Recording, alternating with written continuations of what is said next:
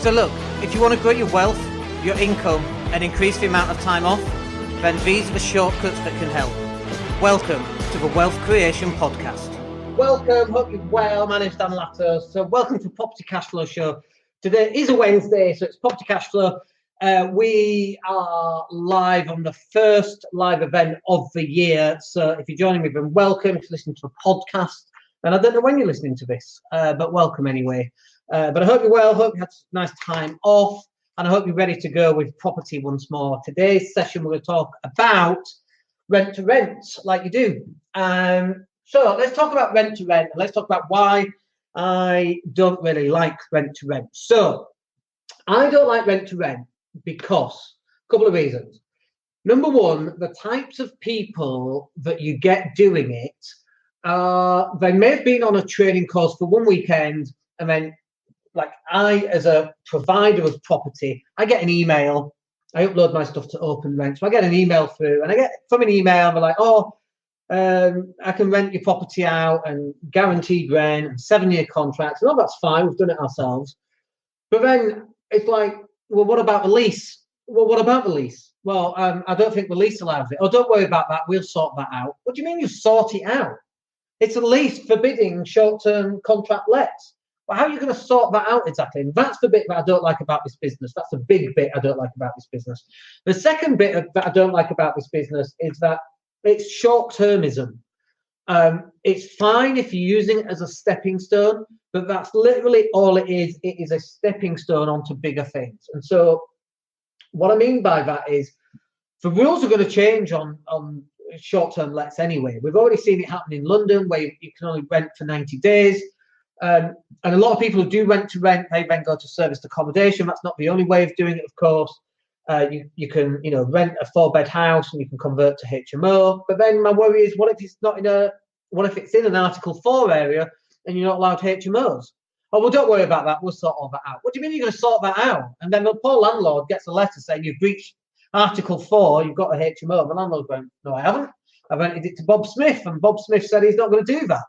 And Bob Smith, behind your back, has gone and done that, and now you're going to get screwed by the council. So I have issues with stuff like this, and especially in this day and age. In my Spanish yesterday, we had to do a thing where you had to fill in a form, and it's got your name and your date of birth and your email address. And I'm like, I ain't filling this in, so I filled it in with incorrect information because the person sat next to me could read it. I've got issues around data protection and all of that kind of thing. And I've got issues with people taking on my properties and then subletting them out, not knowing who's going into the properties, people who aren't maybe referenced or to the standard of our referencing.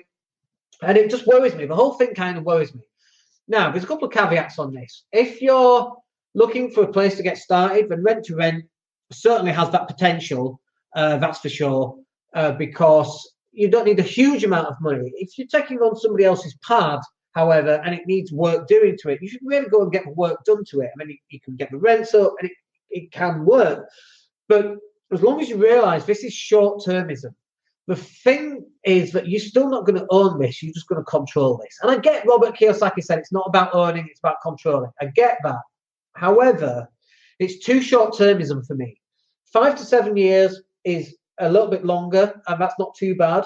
But you still only have short-term control. And then what happens if a landlord goes, well, do you know what? Actually, we're just gonna get rid of it completely, and we're gonna take it back. What are you going to do in those circumstances? How strong are your contracts? What's the break clause to break the lease? And all this stuff kind of worries me. It kind of bothers me. And these people who start off with this, they go on a weekend course, we've done it for 2 days, and then they're trying to get people's £500,000 flats and trying to take control over them. And they really have no idea about tenancy law, about HMOs. They don't know what an Article 4 is. They just have no idea about health and safety, about fire regs, fire alarms, smoke alarms, CO2 detectors, and yet you're moving your asset over to this person to manage with zero experience, who've been on a weekend course, from a trainer who says, no, it's fine, off you go, you don't need anything. It just worries me. The whole lot worries me.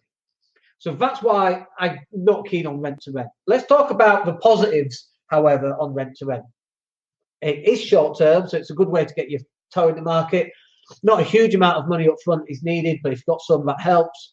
And we would say to tenants, to people, for example, landlords, we would say, look, instead of us paying a deposit, how about we go and put new paint in, we carpet the place, and that shows good willing that we're prepared to invest in their property. We know we're not going to get that money back like a bond, but we also know that in doing so, we're going to attract better tenants because the place looks nice and we're going to get higher rents and that kind of thing.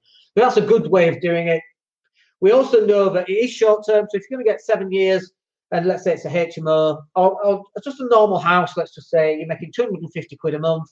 Let's say you can go out and get 4 of those. Now you're making £1,000 a month. Don't go blow it on a Ferrari or a Lambo. You're making money off an asset for a short period of time. You need to take that money and invest that money into something. So, for example, if you saved £1,000 a month for the next 12 months, you'd have 12 grand. If you did that for the next 12 months after that, you'd have 24 grand. That's a deposit on your first actual house. So that's why I would do it.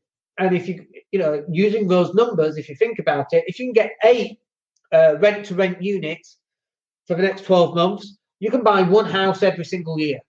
And I quite like that. I like the idea of doing that. But the idea here is to use the cash flow from rent-to-rent and put that into something like a buy-to-let that's yours, that you actually own. Let's just put this caveat in there. Nobody actually owns your property. I don't own any of my properties. And by that, I mean, if I stop paying council tax, we'll see how long I own that property for. The government owns it. The government owns the land. It owns everything. If you don't believe me, stop paying your taxes. See how long you have your property for. It's not yours. You're just looking after it for a while. Even though you might be mortgage-free, you still don't own it because of the council tax situation. So you just need to understand that and be aware of that. But rent-to-rent is there for a specific purpose. And the specific purpose that it's there for is a springboard for you to move on to the next level of whatever it is that you happen to do. Now, unfortunately, people don't use it in this manner. People, they get £1,000 a month, £2,000 a month, and they buy Ferraris and Lambos and Porsches, and they're not using that money to invest in the next level. And then, it hits the fan, all the house of cards comes tumbling down, and they've wasted that opportunity for 7 to 10 years to actually get into some assets. So this is about property. This is about buying property. This is about you managing that property for the next 25, 30 years. It's about you putting that property into a trust for your kids, grandkids, great-grandkids. So the money is always going to cash flow, not a short-term 3-year rent-to-rent type property. Like, I'm not saying don't do those, but understand that it's only a 3-year period. You've got to be using that money for something to improve your life. It could be paying down debt. If you've got 4 houses and you're making £1,000 a month off those 4 houses, you've got 12 grand in credit card debt. If all you do is pay down your credit card debt and thus saving cash flow, £400, £300, whatever that debt is costing you each month, then that's a really positive thing. Even if after 3 years you lose those properties, I don't have an issue with that. I think that's a really good thing to do. Once you've paid down your debt, then you've got to start moving your money into things that are going to start paying you. So right now I'm just building up a list of shares, for example, that pay dividends, that pay quarterly.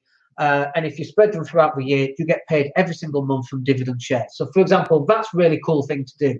It's only 4, 5, 6% yield. So it's not brilliant compared with buying a buy-to-let. £15,000 down will make you 250 quid a month once you've done all the maths and so on. And that's a very positive thing to do. But if you don't want to be hands-on with property and you want to go down the share market, then that's fine too. But the point here is that rent-to-rent is a short-term business, a short-term transactional business. You can make a lot of money doing short-term transactional businesses if you're doing the serviced accommodation route, okay? But you've got to check that you're not breaching leases. Otherwise, you're going to be opening yourself up for potentially some kind of legal situation. We want you to avoid that. So let me just check here. What happened there? Oh, no, that's fine. So that's fine. You've got to be looking at how are you going to use rent-to-rent and how does that fit into your overall strategy, not just today and solving short-term problems, but in the next 5 years, the next 10 years, the next 20 years. And with that in mind, building up the relationship with a landlord that you've got, let's say a 3 or 4 year rent-to-rent agreement with, what can you do with that landlord to help build trust? So after year 2 and 3, can you get an extension for another 5 to 10 years? and you've got to bring them in, you've got to show them the work that you've done to the house, and you need to do some work to the house. You can't just take on a rent-to-rent and think you're going to magically get more money than the landlord was originally going to get. But this is also down to what's in it for the landlord. Why is the landlord okay for a rent-to-rent? He could be just, or she could just be fed up of doing voids. They could be fed up of having to redecorate because people trash it. It could have no money to do the property up. And so if you can come to them saying, well, we can give you guaranteed rent and we're going to manage repairs, other than big stuff like boilers. But even like with boilers, if you can do stuff like that, if you've got a 7 or a 10-year lease, I would do that. The way that we do our boilers is we pay £300-400 up front, and then we pay £200 or £300 a month on our boilers. And we've gone through the entire portfolio doing that. Costs us slightly more, but enables us to spread the cost instead of one big boiler cost every single month. So that allows us to do that. But you've got to start investing in these rent-to-rents. And I know people are going, but I don't own them. Why would I do that? It's because you're going to earn more money over the long term, and not just over the next 3 or 4 years that you've got the rent-to-rent, but over the next 10, 15 years potentially, when the landlord sees the work that you've done to it and the furniture that you've put in, the type of tenants that you've got, they're going to want to see that that's continuing. They might also, by the way, go, well, hang on, you've done it up for me. I'm going to get rid of you. I don't need you anymore. Thanks very much. See you later. So you run that risk, but it's not your property. This is the whole point of why I don't like rent-to-rent, is it's not your property. If you're doing a city centre flat and it's okay on the lease to do short-term lets, and some of them are, obviously you need to find this information out. You've got to be checking that this is accurate and that you can do that. But if you can do that and you can make a short-term amount of money on short-term lets and serviced accommodation, then you should go and do that, but make sure that you're using this money for something that's going to be really beneficial to your future, paying down the debt or buying assets later on. By the way, on short-term lets, on Google, we used to own the first page of Google for short-term lets and serviced accommodation in Leeds. We had 4 or 5 different websites. We had different videos. We had images. And we owned the first page of Google for short-term lets in Leeds and Manchester to some extent as well. We certainly had top 1 and 2 on Manchester and Southampton as well, actually, for our sins, because we had an office down there, and Sheffield too. So if you are doing short-term lets, don't just rely on things like Airbnb, Booking.com. You should also go and do some search engine optimization. Get your website on the first page of Google.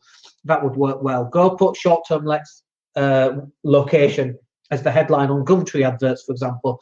Gumtree tends to rank very well on websites, and that can get you some first page listings too, or at the very least knock other people down the listing so that you have a greater chance of showing up.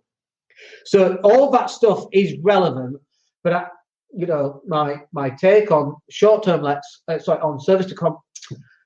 on rent-to-rents, and we've done these, is that the money that you're making from these, don't go blow it on a new car or a holiday. Use this money that you wouldn't have otherwise had to improve your financial situation, which basically means paying down debt or buying assets you're going to benefit from for the rest of your life. I mean, imagine this. Imagine buying £1,000 of AT&T stock that pays a 6% dividend. That's going to pay you £60 a year for the rest of your life. Now think about that. Imagine now that your mobile phone contract, that pays for 1 month of that. If you get 12 grand of stock, you'll never pay for a mobile phone for the rest of your life. I quite like that as an idea. And then buy stocks in energy and whatever the dividend is on those, and get a 6% yield. And if you're paying £100 a month, so that's £1,200. You need £24,000 worth of stocks. You'll never pay Empower ever again, because they're paying themselves effectively. I love that as an idea. But the whole point of rent-to-rent should be to improve your longer-term prospects financially, either through paying down debt or generating an income. I hope that's useful for you. Nice short one today, because first one back. We'll catch up with you on Friday, because we're live on Friday. Just making sure I'm still in the country then. And I am. We're live on Friday for the what's it called? The other show whose name escapes me. The Mindset and Hustle show. Why can't I remember this stuff? I've been off for too long. Anyway, hope that's useful. We'll catch up with you in the next podcast. My name's Dan Latto. Take care. Hey, it's Dan here. Thank you for listening. Really appreciate each and every one of you. Please click like or subscribe to the entire podcast.